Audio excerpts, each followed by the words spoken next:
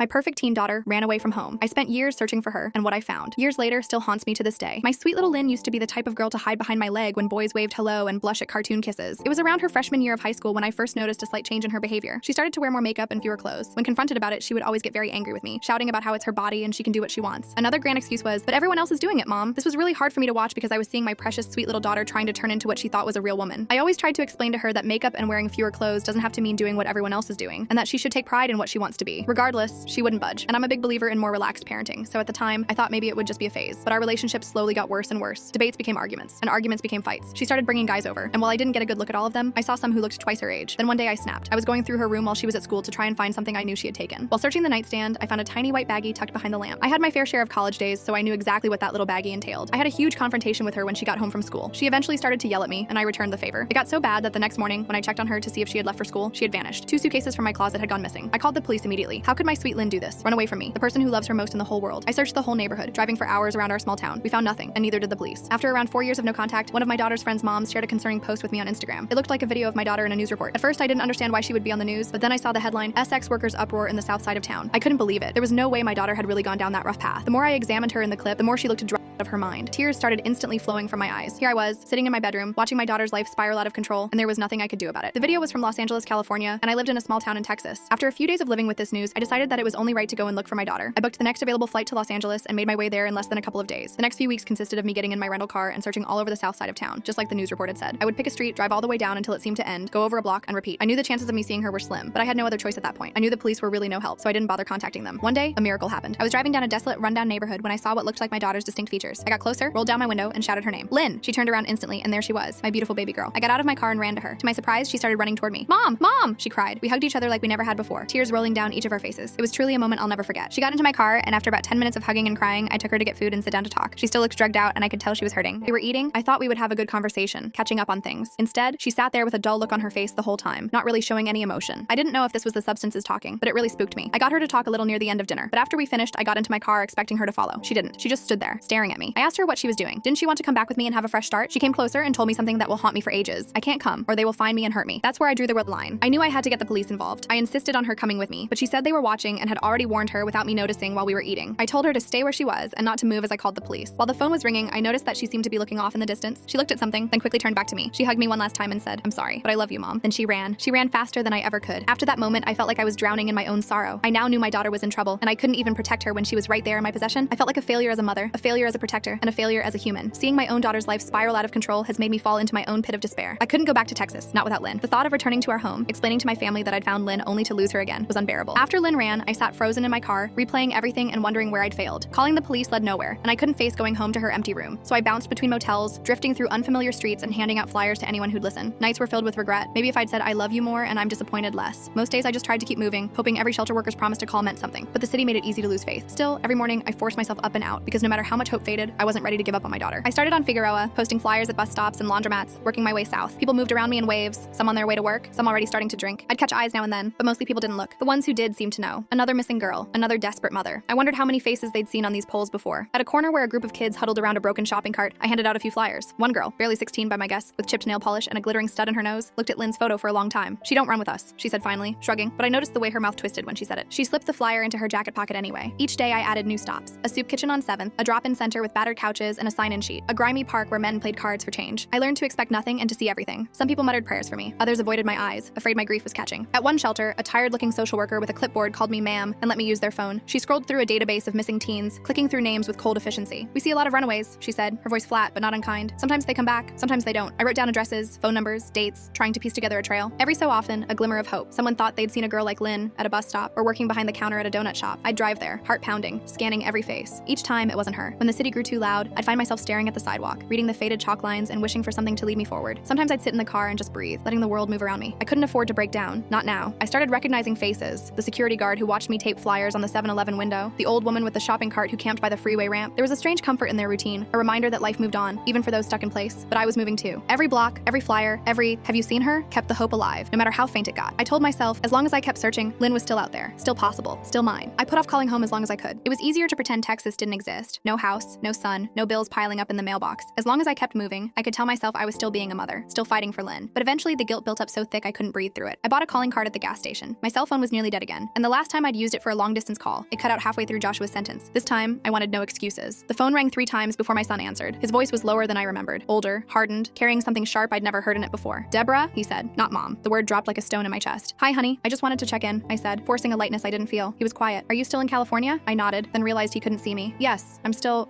looking." Another long pause. "It's been almost 2 months, you know that? Grandma's worried." Dad called. He said if you don't check in with work, you're going to lose your job. I tried to keep my voice steady. "Joshua, I have to find her. I can't just leave. You left us." His voice cracked, just a little. "You left me." That stung worse than any insult. I tried to swallow it down. "I know, sweetheart. I'm sorry. I need to keep trying. She's out there. I know she is. I saw her room today," he said, softening for just a moment. "It still smells like her. Sometimes I go in there and I just wish you'd come home, Mom, even if you can't bring her with you." His words pressed on every sore spot in me. Guilt, shame, and longing tangled in my chest. "I can't yet," I whispered, "but I promise I'm not giving up. Not on you, not on her." Joshua exhaled, all the weight of a teenage boy holding up the world. "Just call us, okay? Grandma says she prays for you both every night. Even Dad does." We said goodbye, neither of us willing to say I love you first. When I hung up, I stared at the motel ceiling for a long time, trying not to let the tears come. I felt like a ghost, haunting 2 worlds but belonging to neither. But I couldn't stop. If I did, Lynn's face would vanish from these streets, and I wasn't ready to let her become just another lost girl. It was at a makeshift soup kitchen, a folding table set up in an abandoned church lot, where I met Linda. She looked out of place, just like I did. Jeans a little too clean, hair pulled back tight, clutching a stack of flyers with shaking hands. The volunteers took one look at us, and maybe out of pity, poured our coffee extra hot. We stood off to the side, 2 islands in a sea of hard luck. She nodded at my stack of flyers. "Yours missing too?" I held up Lynn's picture. 4 years now. I saw her a few days ago, but she ran. Linda gave me a sad smile and showed me her own flyer. "My son, Toby. He left home last year. Haven't seen him since Easter." It felt strange, talking to someone who understood the language of missing. With Linda, I didn't have to explain why my hands shook, or why I watched every teenage face that passed. She told me about calling hospitals, pestering police, sleeping in her car outside shelters. "I've started to memorize the intake schedules," she admitted, rubbing her eyes. "They're always full. They never know anything." We walked the streets together that afternoon, handing out flyers and trading stories. Linda about her quiet house in Bakersfield, her angry ex-husband, the birthdays that passed with empty chairs at the table. I told her about Joshua, about the guilt that ate at me when I called home, about the way my own mother had stopped asking when I'd be back. It was easier to walk with someone else. We looked out for each other, taking turns talking to people who might have news. At one point, Linda reached for my hand as a fight broke out in the street, both of us ducking into a doorway until it calmed down. We laughed, breathless, shaken, and for a second, it almost felt normal. 2 mothers on a strange kind of errand. That night, we ate cheap tacos in her car and talked about the lives we used to have. Linda told me she'd started writing letters to Toby. Just in case, I write them, seal them up, and keep them in my glove box. I admitted I'd started doing the same for Lynn. We traded addresses, promised to call if either of us got news. "Maybe our kids ran off together," Linda joked, forcing a smile that nearly broke my heart. Before we parted, Linda pressed her hand over mine. "Don't give up, Deborah, even if you feel like you already have." I promised her I wouldn't, and for the first time in weeks, I almost believed myself. Nights in LA left too much room for memory. Sometimes I'd lie awake on the brittle motel sheets, the sound of sirens and distant arguments leaking through the window, and my mind would travel backward, faster than I could stop it. I remembered the first time I told Lynn about the divorce. She was 11, sitting on the swing in our Tucson backyard, the Arizona sun a blinding white over her hair. I'd practiced what to say, but it came out all wrong. "Your dad and I, we can't live together anymore, but we both love you. That never changes." She stared straight ahead, her hands tightening on the chains. "I know what it means," she said quietly. "It means Dad doesn't love you anymore." I wanted to argue, to untangle the truth, but what good would that do? The damage was already done, and kids see through lies sharper than any adult. The move to Oregon was supposed to be a new start. 4 girls and a tired mother, stuffed in a station wagon, driving north with everything we owned. I tried to make it an adventure, picked out songs for the road, planned picnics along the way, but grief hung over every mile. The girls fought more than they laughed. Lynn grew quiet and sharp around the edges, always watching me like she was waiting for me to disappear too. By the time she hit high school, I was already losing her. She changed her hair, changed her friends, stayed out late with excuses I didn't dare challenge. I told myself it was normal, that she was finding herself, but every slammed door felt like another crack in our family. Sometimes, after the younger girls went to sleep, I'd stand in the hallway and listen for Lynn's breathing, proof that she was still there, still safe. I made mistakes. I know that now. I let my anger show too often. I tried to reason with her like she was still a child, even when she'd outgrown that a long time ago. Some nights I think about every harsh word, every time I chose work or exhaustion over listening. Regret is a language I speak fluently now. Here, in the city where she vanished, the past doesn't let go. I replay the old arguments, the times I looked right at my daughter and didn't see what she needed. Maybe if I'd loved her differently, if I'd paid more attention, she'd be safe in a warm bed instead of lost in the dark. I can't change any of it. All I can do is keep searching, hoping it's not too late to find her and to find forgiveness for both of us. I used to believe in the system, maybe not completely, but enough to think that if something terrible happened, someone in a uniform would help. In Los Angeles, that belief shriveled fast. The first time I went to the police station, I wore my cleanest shirt and tried to keep my voice steady. I waited an hour just to be seen, sitting on a plastic chair under harsh fluorescent lights. The room smelled of sweat, cheap coffee, and tired hope. When my turn came, the officer barely looked at me. "Runaway?" he asked, scribbling without looking up. "My daughter. She's been gone for years, but I saw her. I know she's here. She's in trouble." He raised an eyebrow, flipping through a battered folder. "How old is she now?" 18, just turned. The look he gave me was worse than a slap. "That makes her an adult. She can make her own decisions, ma'am." I tried to argue, voice rising. "She's not safe. She's being exploited. I know it. Please, He cut me off. "Unless she's a danger to herself or someone else, there's not much we can do." He handed me a pamphlet about missing persons, and that was that. The shelters were no better. There were forms to fill out, waiting lists for runaways, rules about curfews, and proof of residence. One social worker, a woman with kind eyes and tired hands, did her best to soften the blow. "We're full every night," she said, "but if she checks in, we'll call you." She promised, but I could tell she didn't expect it to happen. Sometimes I'd show up with Lynn's photo and get nothing but blank stares, like I was asking for a miracle no one had to spare. Other times, a flash of recognition, someone might have seen her, or maybe it was just another girl with the same look in her eyes. False hope became a kind of torture. Once I sat through a support group for parents of missing kids. We were supposed to take turns sharing, but all I could do was listen. Stories so much like mine, voices breaking, some clinging to hope, others already hollowed out by loss. I watched the clock, thinking of all the hours I'd wasted waiting for someone else to find my child. Some nights I called the hotline numbers just to hear a stranger's voice to feel less alone. Most of the time, I hung up before anyone answered. I started to wonder if the world was built to break mothers like me, if every door was meant to slam shut until I stopped asking for help. But I didn't stop. Every rejection made me angrier, more stubborn. If the system wouldn't save Lynn, I'd have to do it myself. I didn't know how, but I knew I couldn't count on anyone else. So I hit the streets harder, holding tighter to hope, letting the city's indifference turn to fuel. Maybe it wasn't much, but it was all I had left. It was a Tuesday afternoon when I got the call. I was in the back booth of a donut shop, staring at the last cold sips of coffee, when my phone buzzed. An unfamiliar number. For a split second, I thought it might be Lynn. Instead, it was Eddie, the outreach worker. Deborah, I think we got something. One of our girls saw someone matching your daughter's description near the bus depot on 6th. Blue jacket, long hair, said she looked sick, was with a group. If you hurry, you might catch her. Hope struck me like lightning. I left a crumpled dollar on the counter and ran, my heart thudding so hard it hurt. My hands shook so badly I fumbled my keys twice. The city blurred past in streaks of gray and sun. All the way to the depot I prayed, please let it be her. Let me be fast enough. The bus depot was chaos. Lines of people, security guards, pigeons picking at dropped food. I pushed through the crowd, holding Lynn's photo in the air, asking everyone I passed, did you see a girl in a blue jacket? Long brown hair? Please, she's sick. She needs help. A young man nodded toward a row of benches. She was here, like 5 minutes ago. Left with some others, went down that alley. I ran. My legs burned, lungs raw as I followed the alleyway behind the depot. The stink of urine and trash nearly choked me, but I kept going, eyes darting to every figure hunched in the shadows. Then I saw her. At least I thought it was her. A girl in a blue jacket, head down, surrounded by 3 others. Her walk was off, her steps dragging. Lynn, I shouted, my voice cracking, desperate and wild. She looked up. For a heartbeat, I was sure it was her. Those same haunted eyes, that familiar slouch. But as I drew closer, the girl shrank away, fear flashing across her face. It wasn't Lynn, just another runaway, another lost child wearing my daughter's pain. One of the others glared at me, stepping between us. Get out of here, lady. Don't you know these streets eat people like you? I stumbled back, humiliation and heartbreak twisting inside me. For a moment, I just stood there, dizzy and lost, the city whirling on without me. The hope I'd felt was already dissolving into self-loathing. I'd let myself believe just for a second that it was possible. My daughter, found at last. Instead, I was left with empty hands and the echo of her name on my tongue. I walked back to my car slowly, each step heavier than the last. The sun was setting by the time I collapsed behind the wheel, tears streaking my cheeks. I pressed Lynn's photo to my heart and whispered, I'm still here. I'll keep looking. I promise. But in that moment, even my promises felt thin, like breath on glass, already fading in the dark. The streets changed after sunset. Even the shadows felt different, longer, hungrier, hiding secrets I didn't want to learn. Still, I couldn't sleep. Each night, I convinced myself that the next hour, the next corner, would be the one that brought Lynn back to me. I grew reckless. Sometimes I'd park and walk alleys alone, clutching my phone and a can of pepper spray I bought at a gas station. I told myself I was being brave, but deep down, I knew it was something closer to desperation. One night, as I was taping a flyer to a lamppost behind a row of boarded up shops, I heard footsteps behind me, quick, sharp, too close. I spun around and came face to face with a young man, no older than 20, eyes darting, breath ragged. What are you doing out here? He demanded, voice rough and low. I tried to keep my fear out of my voice. I'm just looking for someone. My daughter. She's missing. He glanced at the flyer. You got any money? I shook my head, but he stepped closer anyway. Lady, you shouldn't be out here. He reached for my purse, quick as a snake. I tried to back away, but he grabbed my arm, yanking hard enough to make me stumble. Before I could shout, a second figure appeared. A woman, thin as a wisp, face hidden by a dirty scarf. She shouted something in a language I didn't know, and the young man let go, spitting on the ground. You're lucky, he muttered, stalking off into the dark. I stood there shaking, too stunned to cry. The woman approached, eyes narrowed. Stupid to walk alone, she said, voice soft but fierce. This place, it'll eat you. Go home. I can't, I whispered, not without her. She looked at me a long time, then nodded, as if she understood. She pressed something into my hand, a tiny flashlight, cheap but sturdy. Next time, keep your eyes open. Watch the shadows. I thanked her, the words sticking in my throat. When she disappeared into the night, I realized I was clutching Lynn's photo so hard it had wrinkled. My knees buckled and I sat on the curb, breath ragged, shaking in the cold. I wanted to give up. I wanted to call Joshua, beg him to come get me, but pride wouldn't let me. I wiped my face, steadied my breath, and forced myself to stand. I was still alive. I could still search. But for the first time, I understood just how fragile I'd become, how close I was to losing myself as well as Lynn. That night, back at the motel, I locked the door and slept in my clothes, flashlight clutched in my hand. The city kept on humming outside, but I dreamt of home, of Lynn as a little girl, safe in her bed, her small hand curled around mine. When I woke, I knew the city hadn't beaten me yet, but it was getting close. It was nearly dawn when the motel phone rang, a shrill, unnatural sound that yanked me out of uneasy sleep. For a moment, I thought I was dreaming, but the phone kept ringing. I lunged for it, heart in my throat. Hello? A woman's voice crackled through, official, but hurried. This is County General. We have a Jane Doe who matches the description on a flyer brought in last night. We need you to come down and confirm. My hands shook so badly I nearly dropped the phone. Is she okay? She's alive. She's in rough shape. Please come as soon as you can. I was out the door in minutes, forgetting everything except the directions the nurse had given me. The city was gray and empty, the streets washed clean by a rare bit of rain. I prayed out loud, promising anything if I could just have my daughter back. At the hospital, everything moved at half speed. The nurse at the desk eyed my clothes and hollow face, then silently led me down a long hallway that smelled of antiseptic and old fear. She paused outside a curtained bay. Prepare yourself. She's been through a lot. I took a shaky breath and stepped inside. On the bed was a girl, thin, bruised, hair dark and tangled, oxygen tubing under her nose. She looked so small. My chest clenched. I forced myself to step closer, whispering, Lynn? The girl turned her head, blinking up at me with blank, unfamiliar eyes. It wasn't Lynn. My knees almost buckled, but I held onto the edge of the bed to keep from falling. The girl stared at me, searching my face for something I couldn't give. I fumbled for words. I'm sorry. I thought you were my daughter. She nodded, eyes filling with tears. My mom doesn't know where I am either. For a moment, we just sat in the silence, two strangers lost in different kinds of pain. I squeezed her hand because it was all I could offer. Back in the hallway, the nurse tried to comfort me, but her words slid past. You're not the first, she said softly. Sometimes I think every mother in LA is searching for someone. I left the hospital numb, my hope drained and heavy in my bones. On the sidewalk outside, the sun was rising over the city, throwing gold over the cracked concrete concrete. I stared at it, willing myself to feel something, anything besides loss. But all I could do was keep walking, one foot in front of the other, day after day, hoping that next time, the call would be for Lynn, and that this time, it wouldn't be too late. When the streets grew too loud and the world felt hopeless, I wrote letters to Lynn. Not emails, not texts, old-fashioned letters on motel stationery or the backs of diner receipts. I never mailed them. I just needed to talk to her, even if she'd never read a word. I wrote the first one after the hospital, hunched over the little desk by the window as the city's night noises bled through the glass. Dear Lynn, I saw a girl in the hospital today. For a moment, I thought she was you. I wanted it so badly I almost convinced myself, but it wasn't you. I'm still here. I'm still searching. I'll always be searching. I wrote about Texas, about the way Joshua's voice has changed, how your grandma asks about you every Sunday after church, how your old room smells like dust and lost time. I wrote about all the little things I remembered, how you hated ketchup on your fries, how you snuck your baby sister cookies after bedtime, how you used to sing yourself to sleep when you thought no one was listening. I'm sorry for every time I yelled, for every time I let my fear turn to anger. I wish I'd listened more. I wish I'd told you you were enough, even when you were lost. I don't care what you've done or where you've been. I just want you home. Sometimes my letters were angry. Why did you run, Lynn? Why did you leave me to chase after shadows? Didn't you know I'd follow you anywhere? Didn't you care that I'd lose everything for a chance to hold you again? But mostly, they were love letters. A mother's promise written out in ink, the kind that stains your hands and never quite washes off. I still keep your photo in my wallet. Sometimes I talk to it. Maybe that means I'm losing my mind. Or maybe it means I'm still your mom, even out here, even now. On the loneliest nights, I'd tuck the letters beneath my pillow, as if words could stand in for the daughter I couldn't find. I told myself that someday, if I was lucky, I'd put these in her hands, and she'd understand, she'd forgive me, and maybe I'd forgive myself too. But until then, the letters piled up, silent witnesses to my hope, my grief, my love. And I kept writing, because as long as I was writing, Lynn was still out there. As long as I wrote, there was still a chance. Sometimes late at night, I'd scroll through old photos on my phone, birthdays in Texas, Joshua grinning in his Little League cap, Lynn blowing out candles, the whole family squeezed together on the couch. It felt like another lifetime, another version of myself. Every few weeks, I forced myself to call home. I knew they worried, even if they never said it straight out. Joshua answered on the third ring this time, his voice flat, half asleep. Mom? Hi, honey. Did I wake you? It's fine. He didn't ask where I was. He already knew. How's school? I asked. As if homework or grades mattered right now, he hesitated. It's okay, I guess. Grandma's still making meatloaf on Sundays. She leaves a plate for you, you know, like you're gonna walk through the door. I closed my eyes, picturing the old kitchen, the chipped tile, the sound of forks scraping plates. Tell her I miss her. I miss you both, he sighed. You could just come home. I bit my lip. Not yet, sweetheart. I have to find her. I know. His voice was tired, brittle around the edges. But I need you too, Mom. It's like I lost both of you. I wanted to explain, to make him understand the terror that kept me in LA, the promise I couldn't break, but the words stuck. Guilt pressed down, a physical ache in my chest. I'm sorry, Joshua. I really am. I'll call again soon, okay? We hung up, nothing resolved, and I sat for a long time with the phone warm in my hand, staring at the motel ceiling. I remembered the last time we were all together, Lynn and Joshua fighting over the TV remote, my mother laughing as if we'd always be whole. I wondered what they told people at church, what story they spun for neighbors who asked why I'd vanished, why I chased after a daughter who didn't want to be found. Did they blame me? Did they wish I'd given up? I was haunted by the feeling that every mile I stayed away, I lost a piece of home. But if I left, I'd lose Lynn for good, and maybe lose myself too. In the silence, I pulled out the stack of letters I kept for Lynn, pressing them flat with my palm. For a moment, I wished I could write one to Joshua, explain what it meant to love two children at once and feel like you were failing them both. Instead, I just sat there, missing a life that no longer existed, praying that one day, somehow, I could bring us all back home. The day I ran into Linda again, the city was blanketed by an early morning fog that made everything feel distant and muffled. We found each other in the line at the soup kitchen, our shoulders hunched against the damp. I could see the strain in her face even before she spoke. She looked thinner, her eyes red-rimmed. They found Toby, she whispered, voice hollow. I felt my stomach drop. Where? She shook her head. A drainage canal, out past Alhambra. They think he was there for weeks. They said he must have been alone. There was nothing to say. I reached for her hand, and for a moment, we just stood there, two mothers clutching each other like lifelines. The noise and shuffle of the line faded until all I could hear was Linda's ragged breathing. I thought I'd feel something, relief maybe, to finally know, but it's just empty. Like my whole body turned to glass, and I'm scared to move in case I break. I squeezed her hand tighter. I'm so sorry, Linda. I'm so sorry. She gave a small, bitter laugh. At least now I can stop searching. At least now I can sleep, even if I don't want to dream. The next hour passed in silence. We sat on the curb, eating watery soup and sharing the kind of silence only grief can hold. Linda talked about Toby as a boy, how he loved old monster movies, how he hated peas, how he used to fall asleep on her shoulder in the car, all those small, precious things that meant nothing to the world, but everything to a mother. Later, as we parted, Linda gripped my arms, her eyes fierce despite the tears. Don't stop looking, Deborah. Even if it kills you, I'd do it all over again for one more minute with him. I watched her walk away, shoulders hunched, swallowed by the city, her pain pressed against me, sharp as broken glass. For the rest of the day, I couldn't escape it. The knowledge that this search didn't always end in reunions. Sometimes it ended in silence, in loss, in empty rooms and beds that would never be slept in again. That night, I wrote another letter to Lynn, the words spilling out faster than I could control. Dear Lynn, today I learned what it means to lose hope completely. I wish I could put you in a bubble, safe from this world, from every danger, every mistake, but I can't. All I can do is keep searching, keep loving you, even if you never come back. I pressed the letter under my pillow and lay awake long into the night, haunted by Linda's story, praying mine would end differently. It happened on a Thursday, almost 6 months to the day since I'd first seen Lynn on the street. The city was choking on spring heat, and I was down to my last flyer, the edges ragged from too many hands. Eddie, the outreach worker, called just after noon. Deborah, I think you need to come to St. Cecilia's shelter. There's a girl here asking for you. My heart beat so hard I nearly dropped the phone. Is it her? He hesitated. You should come. I drove like a woman possessed, not caring about red lights or honking horns. My hands gripped the wheel so tight they cramped. Outside the shelter, sunlight glared off cracked windows, and my legs threatened to buckle as I pushed open the door. The lobby was noisy, filled with the shuffle of tired bodies and the smell of stale coffee. At the far end, huddled on a plastic chair, sat a girl with hair hanging limp over her face, a blue jacket 2 sizes too big wrapped tight around her shoulders. Lynn? My voice barely rose above a whisper, afraid to shatter the moment. She looked up, and for an instant, time collapsed. Her eyes were sunken, her face gaunt and bruised, but it was her, my Lynn, my baby, impossibly alive. She stood, shaky on her feet. For a second, we both hesitated, afraid the dream might break. Then she stumbled into my arms, and I caught her, holding on like like I could anchor her to the earth. We both started crying, all words lost. I felt the sharpness of her shoulder blades, the way she flinched at my touch. Her hands were ice cold, her breath shallow against my neck. For a long time, we didn't say anything. I just rocked her, whispering her name over and over. Lynn, Lynn, my Lynn. Finally, she pulled away, wiping her nose on her sleeve. Her voice was raw and small. I don't know where else to go, Mom. My throat closed with gratitude and grief. You did the right thing. You're safe now. Eddie appeared in the doorway, giving us a nod. You've both got a room for the night. We'll get her checked out by the nurse. I thanked him, tears still streaking my cheeks. When we were alone, I took Lynn's hands in mine, memorizing every line and scar. We're going to get through this. We'll find a way. Lynn only nodded, her gaze drifting to the window, already distant. I wanted to wrap her in my arms, take her home, erase everything that had happened. But as I studied her, I realized the road back would be long and winding, if it existed at all. That night, I slept in a cot beside her bed, holding her hand as she shivered in her sleep. I listened to the rise and fall of her breath, terrified it might stop, determined not to let go. For the first time in a long time, hope and fear sat side by side in my heart. I had my daughter back, if only for a moment, and I would do anything to keep her safe. The nurse checked Lynn's vitals and left us alone in the tiny, fluorescent lit room. Outside, the city's noise was a distant hum, but in that moment, the world shrank down to just the two of us. I poured water into a paper cup and handed it to her. Lynn's hands trembled so badly she spilled a little, but she managed to sip. I studied her, really studied her, for the first time in years. Her cheeks were hollow, lips cracked, new scars tracing her wrists and the inside of her arms. There was a hardness in her eyes I'd never seen before. She looked both older and impossibly young. For a long time, neither of us spoke. Finally, she cleared her throat. I'm sorry, Mom. My breath caught. You don't have to say that. You don't have to. I do. Her voice was rough. I'm sorry for running, for everything, but I didn't know what else to do. I thought if I left, maybe things would get better. Or maybe I just wanted to disappear. I tried to reach for her hand, but she flinched, so I kept my hand on the blanket, close, but not touching. I made mistakes too, Lynn. I should have listened. I should have tried harder to understand. Her eyes filled with tears. It was never about you, Mom. Not really. I was just lost. After the divorce, I felt like I didn't matter anymore, like nobody could see me. The people out there, they saw me. At least they pretended to. She looked away, her jaw tightening. But it's not what you think. It's not a family. It's a prison. I tried to leave, but there's always someone watching. Always someone waiting to pull you back in. Drugs make it easier, but only for a little while. My heart broke for her. Let me help, please. We can go home or anywhere you want. You don't have to be alone. She shook her head, wiping her face. I can't, Mom. If I leave now, they'll find me. They'll hurt you. I don't want you mixed up in this. I felt a helpless rage, a desire to tear the whole world apart to keep her safe. You're my daughter. I'd do anything for you. Anything. Lynn let out a shuddering breath. You don't understand. There's no way out. Not really. You can't save me. Nobody can. I wanted to argue, to promise her the impossible, but I saw the defeat in her eyes, the deep, bone-tired hopelessness. Instead, I leaned closer, voice trembling. I love you. I always have. That's never going to change, no matter what. A ghost of a smile flickered across her face. I know, Mom. I love you too. I never stopped. We sat together in silence, broken but still tethered by love. Outside, a siren wailed, distant and cold. That night, after she fell asleep, I wrote another letter. Dear Lynn, tonight I saw you for who you are. Scared, strong, wounded, and still my little girl. I wish I could take your pain and carry it for you. I wish I could build a world where nothing could ever hurt you again. I don't know how to fix this, but I'll never stop trying. I put the letter with the others and lay beside her in the dark, listening to her breathing, trying to hold the moment as tightly as I could. By morning, Lynn looked worse, eyes rimmed with red, hands shaking so badly she struggled to eat the toast the nurse brought. I sat beside her, watching her try to swallow. Every bite looked like a battle she was losing. The shelter gave us 2 nights, then Lynn would have to move on. I tried to talk her into staying longer, checking into a rehab or going to the hospital. You need help, I pleaded. We can go anywhere you want, just let me take you somewhere safe. Lynn shook her head. It won't work, Mom. They know where I am. If I leave with you, they'll come after us. They'll hurt you to get to me. I thought about calling the police, but after all those fruitless nights begging for help, I knew what would happen. They'd take her statement, tell her she could leave if she wanted, then drop her right back on the street. The system had never been built for girls like her. Still, I tried. I called every number the nurse gave me. Detox centers, women's shelters, halfway houses. Every place had a wait list, or didn't take girls with active warrants, or said she had to show up clean. One woman offered a spot in a rehab 2 hours north, but we had to get there on our own, and Lynn needed to stay sober for the intake. I looked at Lynn, sweating, pale, eyes darting, and knew it was impossible. Maybe you could just come home to Texas, I whispered, voice thick. We could start over, just for a little while. She smiled, soft and sad. I wish I could, Mom. I really do, but I'm tired. I just want to sleep. That night, I barricaded our shelter room door with a chair. I dozed in the cot, one hand on her blanket, listening for footsteps in the hallway, afraid every sound was someone coming to take her away again. Early in the morning, I found her in the bathroom, hunched over the sink, shivering. I don't feel good, she whispered. Everything hurts. I wrapped her in a blanket, my arms barely able to steady her. We rode to the clinic in a donated van. The nurse checked her vitals, took her temperature, murmured words I didn't understand. After a while, they let us stay, but only for the day. They had no beds left. Lynn rested her head on my lap as we waited in the clinic's crowded lobby, surrounded by people coughing and crying and begging for medicine. I stroked her hair, humming the lullaby I used to sing when she was small, her eyes closed, her breathing uneven. Let this save her, I prayed. Let this be enough. But in the end, there was nowhere left to go. The system's doors closed in our faces, and the city's shadows grew longer. When night fell, we were back on the street, nowhere safe left to run. I held her close, my heart cracking with every step, and tried not to wonder if this was what the end looked like. The last night came without warning, like a door shutting softly in the dark. We found a bench near the edge of MacArthur Park, far from the glow of streetlights and the endless roar of traffic. Lynn was exhausted, her head resting on my shoulder, hands trembling in her lap. I pulled the blanket tighter around her, willing my warmth to seep into her bones. We talked quietly, afraid to disturb the fragile peace that had settled between us. She told me stories of girls she'd met, some still alive, some lost to the streets, all of them searching for something they couldn't name. She asked about home, about Joshua and her sisters, about the little things, if the orange cat still slept on the porch, if her room still smelled like vanilla lotion. I told her everything I could, painting pictures of Texas sunsets and Sunday dinners, trying to bring the world she'd lost a little closer. I told her how much we missed her, how Joshua still left her favorite cereal on the shelf in case she came back. After a long silence, Lynn looked up at me. Her eyes were glassy, tired. I'm sorry I hurt you, Mom. I'm sorry I couldn't be better. I hugged her, holding her as tightly as I dared. You don't have to be better. You just have to be here. She smiled, a flicker of the old Lynn. I'm tired, Mom. I don't know if I can keep doing this. My heart broke, but I forced myself to nod. Whatever you need, I'm here. I'll stay as long as you want. We watched the city lights flicker, listening to the distant music and laughter. the world going on as if nothing had changed. She rested her head on my lap, and I stroked her hair, humming the lullaby she loved as a child. I wished I could bottle that moment, keep her safe and close forever. When she fell asleep, I stayed awake, afraid to let go, afraid of what the next morning would bring. Just before dawn, she stirred, eyes bleary. I love you, Mom. Don't forget, okay? I kissed her forehead, tears slipping down my face. I'll never forget. I love you more than anything. As the sun rose, painting the sky in bruised orange and gold, she squeezed my hand one last time, then drifted back to sleep. I watched her chest rise and fall, counting each breath, holding on for as long as I could. I didn't know it then, but that was our goodbye. Days bled into each other after that last night. Lynn disappeared from the shelter as quietly as she'd arrived.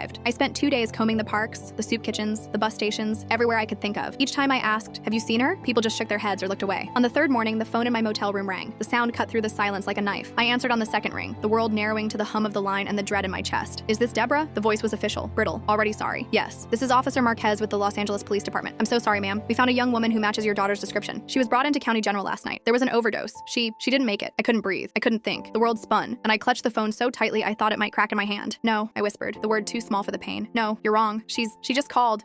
The officer's voice softened, but it didn't matter. We'll need you to come down to identify her. I'm so sorry." I hung up without another word. My body moved on its own, stumbling to the bathroom, splashing cold water on my face as if I could wake myself from this nightmare. The mirror reflected a stranger's grief, eyes swollen, skin ashen, mouth twisted in disbelief. I sat on the bed, holding the last letter I wrote to Lynn, the ink still smudged from my tears. I read it over and over, begging the words to mean something more, something that could bring her back. The hours that followed were a blur, signing forms, identifying her small, lifeless body, calling Joshua and my mother, listening to their cries on the other end of the line. There was nothing left to do but survive the moment. The world outside continued. Cars honked, the sun rose and set, people went to work and came home, but my world had ended. Everything I had fought for, hoped for, died with my daughter in that sterile hospital room. In the quiet, I clung to her memory, the sound of her laughter, the warmth of her arms, the echo of her last words. "I love you, Mom. Don't forget, okay?" I couldn't, but I didn't know how to live in a world without her. The flight home was a blur, a hollow shell of a woman clutching a worn backpack, numb to the world as she crossed 3 states back to Texas. Joshua met me at the airport, his face older and harder than I remembered. He didn't say a word. He just hugged me, so tightly it hurt, and for the first time since Lynn died, I let myself cry. The days before the funeral passed in a fog. My mother made the calls, Joshua helped pick out a simple dress, and the neighbors dropped off casseroles we couldn't eat. I wandered the house, touching every surface, every memory. Lynn's room was untouched, her pillow still holding the faint scent of her favorite lotion. I sat on her bed, surrounded by relics of her childhood, trophies, crumpled drawings, a journal half filled with slanted handwriting. On the day of the funeral, the church was filled with faces I barely recognized. People from every corner of our old life came, teachers, neighbors, women from church, old friends who hadn't seen us in years. Some came out of pity, others out of a desire to help, but most came for the same reason I did, to say goodbye to the girl we'd all lost in different ways. The pastor read from the Psalms, his voice a gentle current trying to soothe a sea of grief. Joshua stood beside me, stoic, his jaw clenched. My mother wept openly, a handkerchief pressed to her lips. I felt adrift, separate from my own body. The world narrowed to the plain wooden casket at the front of the church. People spoke. Stories of Lynn as a child, of her smile, her stubbornness, her kindness. Some remembered her in ways I'd forgotten, volunteering at the animal shelter, standing up for her younger sisters, singing in the church choir before everything fell apart. When it was my turn, I walked to the front with shaking hands. The words I'd written were simple. My daughter was not just her choices. She was a light in our lives, a girl who made mistakes, who got lost, who loved fiercely, and was loved just as fiercely in return. I will never stop loving her. She was mine, even when she ran, even when she broke my heart. I would do it all again if I could hold her just one more time. After the service, we gathered at the cemetery. The wind carried the scent of wildflowers, and the sun glinted off the headstones. As they lowered Lynn's casket, I pressed one of my unsent letters into her hands, tucking it beneath the folds of her dress. "Goodbye, sweetheart," I whispered, the words dissolving in the breeze. "I will always love you. Always." As the earth closed over her, I realized I would never have the answers I wanted, never know the moment when hope truly died, never understand all the ways I failed and all the ways I did my best. Grief, I learned, is a shapeshifter. It follows you home, sits beside you at the dinner table, whispers in your dreams. But in the silence that followed, surrounded by the people who loved her, I felt something else, a fragile thread of gratitude for every moment I'd had, every memory, every ounce of love we shared. I couldn't save Lynn, but I could remember her. I could carry her forward in the only way I knew how. A week after the funeral, as I was sorting through Lynn's old things, I found an envelope tucked in the back of her dresser drawer. The handwriting was unmistakable, her slanted, looping script, the way she always dotted her I's with little circles. On the front, in faded blue ink, it said simply, "For Mom." My hands shook as I opened it. Inside were 3 letters, each written on the same lined paper she used for school essays. The first was dated a few months after she'd run away. "Dear Mom, I know you're looking for me. I can feel it, even here. Sometimes I see women on the street with flyers, and I think about running to them, asking if they know you, but I'm scared. I don't know how to come home. I'm sorry for all the ways I hurt you. I hope you're okay. Love, Lynn." The second was shorter, written during what must have been one of her darker days. "Some nights I dream I'm back in my old room. I can hear you humming, smell dinner on the stove. I wish I'd listened more. I wish I'd stayed. I know I've made it impossible for you to forgive me, but I love you. I always have." The last letter was dated only weeks before she died. The paper was tear-stained, the ink smeared. "Mom, if you're reading this, I'm gone. Please don't blame yourself. None of this was your fault. You were the best mom you could be. I was just lost, and I couldn't find my way back. I hope you remember the good parts, the way we used to laugh, the road trips, the way you held me when I was sick. I want you to live, I want you to forgive yourself, and I want you to remember I was always your daughter, and you were always my home." I pressed the letters to my chest, sobbing in the quiet of her empty room. For a long time, I let myself grieve, not just for the daughter I'd lost, but for the love that remained, stubborn and shining, even after everything. Later, I placed the letters in a small wooden box, along with the ones I'd written to her, a conversation between a mother and daughter, spanning years and distance and all the words that were never said out loud. That night, for the first time since Lynn died, I dreamed of her, not as she was at the end, but as the child who used to run through the yard, laughing, her hair tangled by the wind. When I woke, the grief was still there, but so was something else, a small, persistent hope, a reminder that love, even when battered and broken, never truly dies. Grief doesn't fade, it transforms.